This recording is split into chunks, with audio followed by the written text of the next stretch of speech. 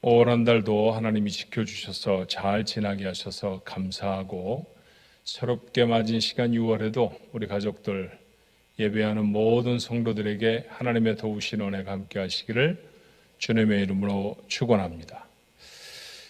늘 첫 주면 우리가 우리 교회에 주신 사명을 함께 나누는 귀한 일을 하지요. 오늘도 함께 나누기를 바랍니다.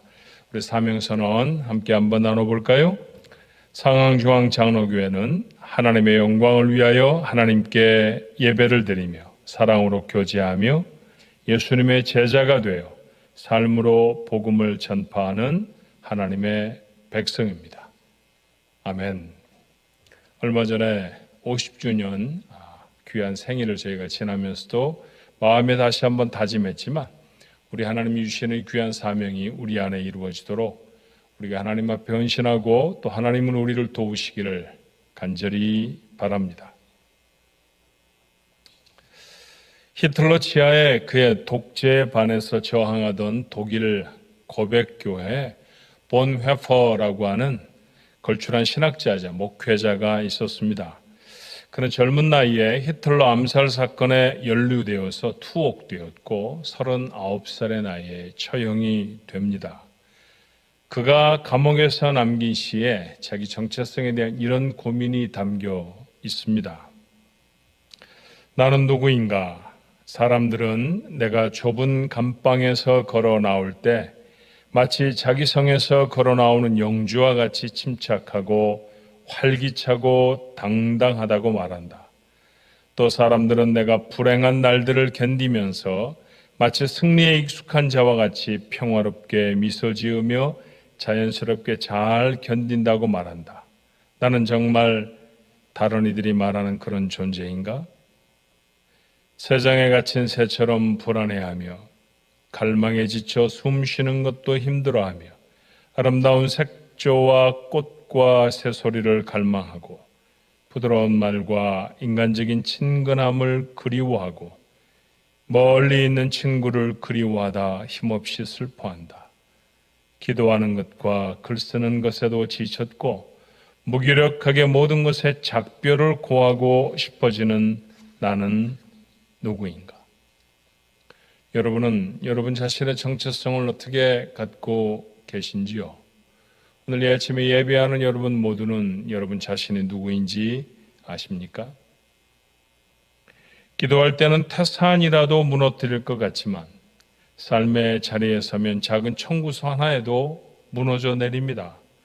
이스라엘 백성의 예수님의 제자들의 정함이 없는 삶에 성경을 읽으며 분노하게 되지만 한 주간을 살아내고 예배의 자리에 앉으면 그들보다 어지러이 살았던 흩어진 삶이 내 것임을 부인할 수가 없습니다. 모세를 읽고 바울을 읽으며 생명을 걸고 하나님의 일을 할 것 같지만 정작 한 시간의 헌신에도 인색해지곤 하지 않나요?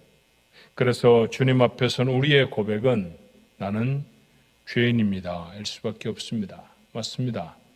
성경이 말하고 있고 우리가 깨달은 우리 정체의 첫 번째 모습은 죄인인 나라고 하는 것이죠. 베드로도 그랬습니다. 갈릴리 호수, 자신의 삶을 꾸려나가던 곳이었습니다. 그의 시간 대부분을 보내는 삶의 현장에서 그는 주님을 만나지요. 자신의 배에 예수님을 태웠고 별 생각 없이 주님의 말씀을 한참이나 들었습니다. 꿈속에서 들리는 소리처럼 뭘 좀 잡았는가? 라고 하는 질문에 정신이 번쩍 들었습니다. 돌아보니 잡은 게 없지요. 인생이 늘 그런 것 아닌가 하는 생각이 듭니다. 뭘 좀 가지고 있는가 돌아보면 아무것도 없습니다. 팬데믹의 어려운 시간 1년을 지나며 우리가 끊임없이 반복해 확인했던 것도 아마 그것이 아닌가 싶어요. 베드로도 마찬가지였죠. 잡은 것이 없습니다. 깊은 곳에 그물을 내려보라고 주님은 말씀하셨죠. 그가 어부로서 던진 마지막 그물질, 그 말씀에 따라 던진 것이었습니다. 어마어마한 고기를 잡았습니다. 매일 그렇게 잡아 올릴 수 있다고 하면 베드로는 금방 갈릴리의 최고의 부자가 될 것입니다. 하지만 베드로는 가장 중요한 것을 놓치지 않았습니다. 산더미 같은 물고기가 아닌 그 건너, 그 기적을 가능하게 하신 주님, 그 주님을 만났던 것이죠. 그 앞에 그는 무릎을 꺾습니다. 하나님이시라는 사실을 알았기 때문입니다. 이어진 고백을 누가는 이렇게 소개해요. 누가복음 5장 8절이죠. 시몬 베드로가 이를 보고 예수의 무릎 아래 엎드려 이르되 주여 나를 떠나소서 나는 죄인으로소이다. 나는 죄인입니다. 하나님을 만나고 나면 발견하게 되는 자기 정체입니다. 베드로만 그랬던 것은 아닙니다. 또 한 사람 바울의 고백도 우리는 잘 기억을 해요. 그는 공부를 잘해서 소아시아 다소라고 하는 지역에서 예루살렘으로 유학을 온 똑똑한 사람이었습니다. 선생님도 동료들도 그가 미래에 예루살렘을 이끌 랍비가 되는 것에 의심을 하는 사람은 아마 아무도 없었을 것입니다. 그러던 그가 예수님을 극적으로 만났죠. 주님을 만나자마자 그는 그분의 메시아 되심을 세상에 선포합니다. 그런데 그저 주님만 선포하는 것이 아니라 거의 대부분 자기의 고백이 함께하는 선포였습니다. 자, 그 중에 하나 고린도 교회에 보낸 편지에서 그는 이렇게 적었어요. 고린도전서 5장 15장 8절의 말씀이죠.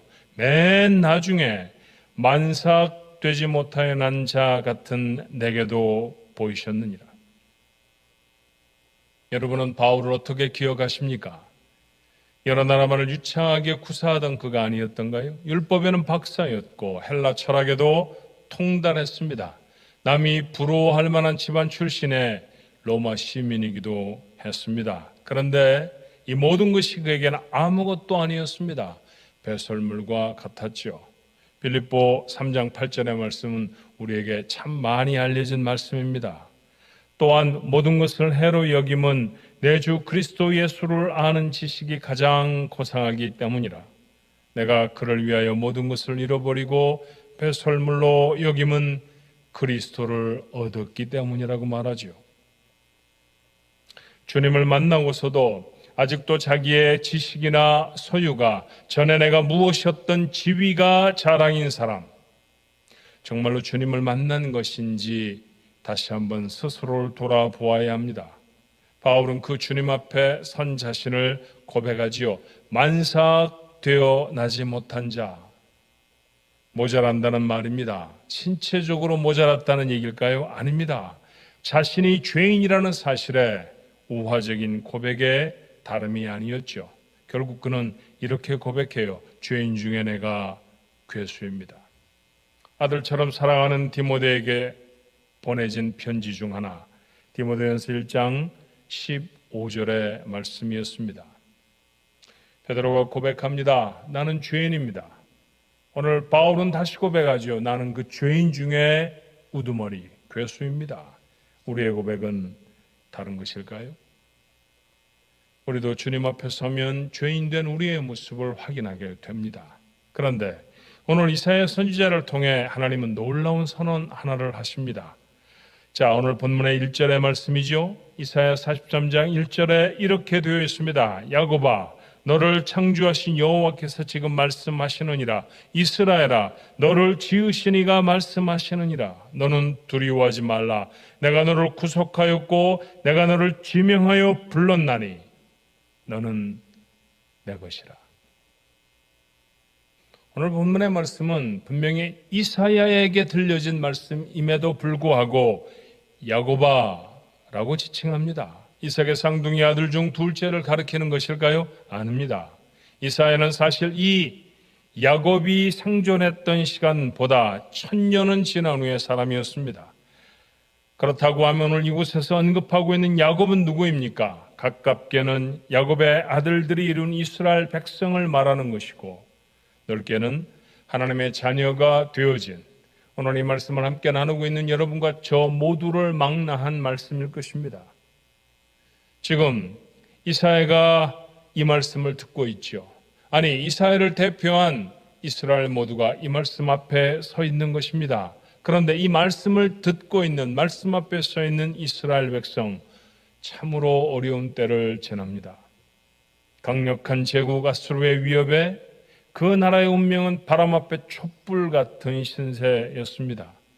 이름만 이스라엘이지 그들은 예배도 잃어버리고 사실은 기도도 하지 않았습니다. 희망은 보이지 않고 두려움만 가득해서 이 두려움을 이기고 이 어려움을 이길 방법을 찾느라 그들은 우상에게 제물을 드리던 미련하고 악한 백성들이었습니다. 그런데 그들을 향해서 오늘 하나님은 놀라운 선언을 하십니다. 너는 내 것이라. 성경이 말하는 우리의 두 번째 정체성은 우리가 하나님의 것이라는 말씀입니다. 이어지는 말씀 7절까지의 말씀은 내 것이라 선언하신 그 백성을 그 하나님이 어떻게 지키시고 도우실 것인가에 대한 말씀들입니다. 언제 읽어도 은혜가 되는 말씀이죠. 우리도 하나님 앞에 늘 실패하고 잘못 살아가는 사람들이기 때문입니다. 크고 작은 문제 앞에 믿음을 잃어버리기가 일쑤입니다. 세상을 의지하던 부끄러운 사람들이기도 합니다. 그럼에도 불구하고 하나님은 너는 내 것이라 말씀하십니다. 그 말씀 앞에 서면 송구하고 고맙죠. 그렇습니다. 하나님은 우리의 허물과 부족함에도 불구하고 변함없이 나를 하나님의 것이라고 부르십니다. 이 하나님의 의지는 내 행동 하나, 말 한마디, 부끄럽기 그지없는 내 삶에 좌우되는 것이 아닙니다. 하나님이 이루신 일에 달려 있습니다. 무엇인가요? 바울은 하나님이 이루시는 일을 이렇게 증거해요. 로마서 5장 8절입니다. 우리가 아직 죄인 되었을 때 그리스도께서 우리를 위하여 죽으심으로 하나님께서 우리에 대한 자기의 사랑을 확증하셨느니라. 하나님은 아들을 우리에게 주셨습니다. 그렇게 세상에 오신 예수님은 자기의 생명을 우리를 위해 주시죠. 하나님은 그렇게 값을 치르시고 나를 자기의 것으로 삼으셨습니다. 하나님, 성부 하나님께 가장 소중한 존재, 성자 예수 그리스도임에 분명합니다. 그런데 가장 귀한 것과 나를 바꾸셨으니 말씀하십니다. 결코 잃어버리지 않을 것이다. 나를 절대로 잃어버리지 않으시겠다는 말씀이죠. 자신의 존재에 갈등하던 회포 목사도 자신의 고민을 이렇게 마무리 짓습니다. 나는 누구인가? 이 고독한 물음이 나를 비웃는다. 하지만 내가 누구이든 간에 오 하나님, 당신은 아십니다. 나는 당신의 것입니다. 사랑하는 성도 여러분, 우리의 믿음의 연약함 때문에 이 자명한 사실을 의심하지 마십시오. 내가 행했던 부끄러운 삶 때문에 절망하지도 않아야 합니다. 나는 변함없이 하나님의 것입니다. 그런데 여러분, 이 말씀을 들으며 오해하지 않으셔야 합니다. 죄를 지어도 믿음이 연약해도 하나님이 내 것이라고 선언하시는 까닭은 그렇게 살아도 좋다는 말은 절대로 아닙니다. 과연 도쿄에서 올림픽이 열릴 수 있을까? 아니면 열리지 않을까? 열린다 해도 각각 나라마다 입장이 다 달라서 참여할 수 있을까? 참여하지 못할까에 대해서 초미의 관심사입니다. 아마도 가장 큰 관심의 사람들은 4년 동안 메달을 위해서 갈고 닦음에 자기의 기력을 훈련해 왔던 운동선수들일 거예요. 근데 여러분, 운동 시합을 보면 종종 인생 같다라는 생각 들지 않으세요? 운동선수가 항상 성공하는 것은 아니더라고요. 그것이 트랙 경기든지 아니면 팀으로 이루어서 무슨 점수를 내는 축구나 배구나 이런 경기이든지 어떤 선수건 실수할 수 있는 가능성이 있습니다. 그런데 그들의 연습의 장면들을 뉴스 같은 데서 보게 되면요, 감독들이, 코치들이 소리를 내지요.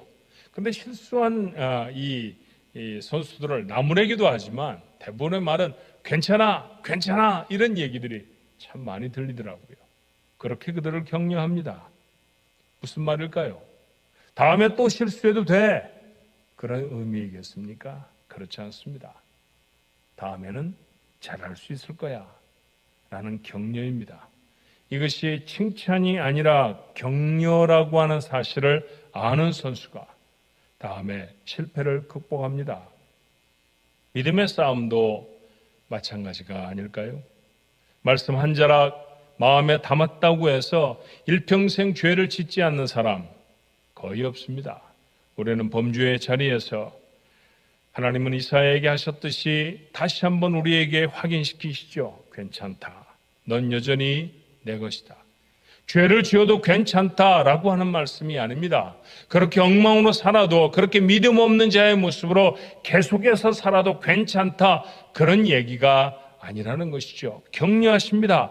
다음에는 잘할 수 있을 거야. 다음에는 죄를 이길 수 있을 거야. 다음에는 하나님의 거룩한 자녀의 모습으로 그렇게 설 수 있을 거야. 여러분, 이 말씀에 다시 기운을 내 죄와 싸워야 하는 것 아닙니까? 나는 하나님의 것이니까, 마귀의 것이 아니니까. 맞습니다. 자기의 정체성을 하나님의 것인 줄로 깨달은 사람은 하나님의 것으로 살아내도록 삶을 결단합니다. 이 다짐이 우리의 삶을 거룩으로 이끌어 가는 줄로 믿습니다. 이사야가 하나님 앞에 섰죠. 그에게 하나님이 말씀하십니다. 너는 내 것이다. 하나님 앞에 나아가는 자가 입는 은혜입니다. 이 은혜가 있어야 삽니다. 그래야 하나님 앞에 나아갑니다. 아무리 바쁘고 분주해도, 아무리 하고 싶은 일이 많아도 하나님 앞에 나아가 예배합니다. 우리는 곧 대면 예배를 드리게 될 것입니다만, 온라인으로 예배의 자리를 부지런히 참여했던 사람들, 그 사람들에게는 대면 예배가 그립고 소중한 시간이 될 것입니다만, 그러나 온라인 예배를 무시하고 지나쳤던 사람은 대면 예배도 아마 쉽지 않을 것입니다. 예배당에 나와 예배를 드리든지, 아니면 온라인으로 화면 앞에 앉아서 예배를 드리게 되든지, 예배의 시간을 놓치지 않는 사람, 그것은 나름 자신의 삶에 결단이 있어야 가능하다는 사실을 여러분은 지나간 1년여 동안에 확인하고 또 확인했을 것입니다. 그렇습니다. 그 결단을 끊임없이 해내는 사람, 그 사람이 예배자로 섭니다. 세상에 아무리 능력 있는 사람이 있어 보여도 우리는 그 사람에게 의지하는 것이 아니라 하나님께 구하는, 기도의 자리를 지켜내는 사람들이어야 합니다. 이렇게 살아라, 저렇게 살아라, 수많은 삶의 지침이 세상에 있지요. 그럼에도 불구하고 광야 같은 인생을 지날 때 내 삶의 나침판은 하나님의 말씀인 줄로 알아서 날마다 그 말씀을 묵상합니다. 이게 거룩의 삶이지요. 그래서 올해 다시 우리의 마음에 담은 교회 기도 제목이 무엇이었나요? 위기에 더욱 거룩을 이루는 교회, 그런 성도가 되게 하여 주옵소서 아니었던가요? 이 기도를 기필코 삶으로 이루어내는 여러분 모두가 되시기를 주님의 이름으로 축원합니다. 그런데 오늘 본문에서 이사야는 또 하나 우리의 거룩을 위한 결단이 있음을 우리에게 이렇게 교훈합니다. 이사야서 43장 8절의 말씀이죠. 눈이 있어도 보지 못하고 귀가 있어도 듣지 못하는 백성을 이끌어내라. 너는 내 것이다. 큰 은혜의 말씀입니다. 그런데 이 말씀은 이사야만 듣고 멈춰버려도 좋은 말씀이 아니었습니다. 하나님의 놀라운 은혜의 말씀을 보지 못하는 사람들이 있었습니다. 듣지 못하는 사람들이 있었습니다. 그렇다고 하면 그들을 이끌어내는 것, 그것이 먼저 그 말씀을 들은 사람들이 당연히 해야 할 일이라는 것이죠. 이사야는 하나님의 마음을 알았을까요? 알았던 것 같습니다. 그는 하나님의 안타까운 심정을 이렇게 기록하지요. 이사야서 43장 12절의 말씀에 내가 알려주었으며 구원하였으며 보였고 너희 중에 다른 신은 없었나니 그러므로 너희는 나의 증인이요 나는 하나님이니라. 여호와의 말씀이니라. 이 말씀에 응답하는 자가 되어야 합니다. 증인으로 부르셨다고 말합니다. 그 부르심에 예, 아멘으로 나아가는 자, 그가 하나님의 것으로 사는 사람이지요. 거룩을 이루는 사람인 줄로 믿습니다. 아직도 하나님의 은혜의 말씀을 듣지 못하고 구원에 멀어져 버린 사람이 있다고 하면 어떻게 될까요? 그들에게 나아가야 하지 않겠습니까? 그들에게 하나님의 구원의 메시지를 전하는 사람들이 되어져야 하지 않겠습니까? 그 사명을 감당하는 우리 교회와 온 성도들이 되시기를 주님의 이름으로 축원합니다. 말씀을 맺죠. 아무리 생각해도 우리는 죄인입니다. 하지만 그럼에도 불구하고 우리는 하나님의 것이죠. 그러니 하나님의 것으로 살아야 합니다. 하나님의 것은 모든 것이 다 거룩하지 않던가요? 이스라엘 백성이 출애굽에서 가장 눈에 보이게 하나님의 것인 것이 있었습니다. 바로 회막, 성막이라고 불리워지는 것이죠. 그 안에 놓여진 모든 기구들이었습니다. 그런데 그 모든 것이 다 거룩하다고 하나님은 부르십니다. 기름 한 방울, 천 한 조각, 기둥 하나도 다 거룩합니다. 하나님께 드려진 것이기 때문입니다. 하나님의 것이기 때문입니다. 하물며 사람이겠습니까? 하나님이 우리를 향하여 너는 내 것이다 하셨다고 하면 우리도 거룩한 자이고 그래서 거룩한 자가 되어져야 하는 줄로 믿습니다. 거룩하라고 예배의 자리를 열어주십니다. 거룩의 능력을 부으시려고 기도의 자리를 펴셨고요. 거룩의 길을 놓치지 말라고 하나님은 오늘도 여러분과 제게 말씀하십니다. 또 하나, 자랑스러운 거룩을 이루도록 이 은혜의 소식에 하나님은 우리를 증인으로 소환하십니다. 이 부르심에 응답하는 우리 모두가 되어져야 할 줄로 믿습니다. 이렇게 자기가 누군 줄로 알고 삶을 결단하는 자, 하나님의 부르심에 온전히 응답하는 자, 그의 삶을 통해 거룩을 이루어 낼 것입니다. 오늘 예배하는 여러분의 모습, 하나님이 사랑하시는 중앙교회 모든 가족들의 모습이 되시기를 주님의 이름으로 축원합니다. 기도하겠습니다. 하나님, 아무리 생각해 보아도 저희는 죄인입니다. 지난주에 하나님 허락하신 말씀을 가슴에 담고도 한 주간을 살아간 저희들의 모습은 말씀 밖에 있었을 때가 훨씬 더 많았습니다. 이런 부족하고 미련한 저희들을 그래도 넌 내 것이다, 그렇게 말씀하시니 이 또한 얼마나 감사하고 송구한 말씀인지요. 그렇습니다. 저희는 하나님의 것입니다. 우리의 말 한마디, 우리의 태도 하나가 이 하나님이 정하신 이 놀라운 선언을 바꿀 수 없습니다. 그러므로 주여, 우리는 우리의 태도를 변하게 하옵소서. 우리의 삶의 모습이 달라질 수 있게 하여 주옵소서. 거룩한 자로 부르셨사오니 거룩을 결단하며 살아가는 저희들 모두가 되게 해 주시옵소서. 세상의 모든 목소리를 다 멀리하고 하나님 앞에 나가 예배하는 하나님의 사람들이 되게 해 주옵소서. 기도가 우리 입술에 놓이게 하시고 찬양이 우리의 가슴을 가득 채우도록 도와주옵소서. 바라보아야 할 것들이 참으로 많은 것 같지만 아닙니다. 하나님의 말씀입니다. 말씀을 따라가야 살 것입니다. 그렇게 주의 말씀을 묵상하며 그 말씀이 가르치는 방향대로 갈 수 있는 거룩을 이루는 저희가 되게 해 주옵소서. 뿐만 아니라 저희들에게 이 놀라운 은혜의 소식을 전해주셨는데 아직도 이 소식 바깥에 있는 자들이 있지 않습니까? 보지도 못하고 듣지도 못한 저희들을 어찌하겠습니까?